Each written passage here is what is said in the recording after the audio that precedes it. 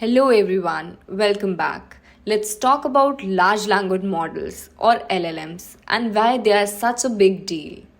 At a very simple level, an LLM is an AI that understands and generates text. Think about like this. When you write an email, Gmail suggests how to finish your sentence like how you're doing well.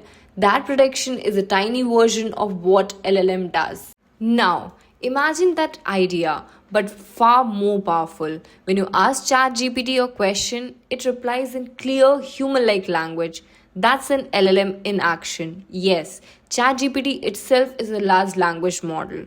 So, here's the key takeaway: LLM work only with the text. They understand words, grammar, meaning, and context, and they generate text one word at a time. People often mix up generative AI and LLMs, but they are not same. Generative AI is a broad category. It can generate images, text, audios, or videos. LLMs are only focused on text generation. Now, how do LLMs work? Behind the scenes, they use a special type of neural network called transformer. You don't need the technical details, just know this. Transformers are really good at understanding context and meaning in the language. These models are trained on massive amount of text, books, articles, documentations and more.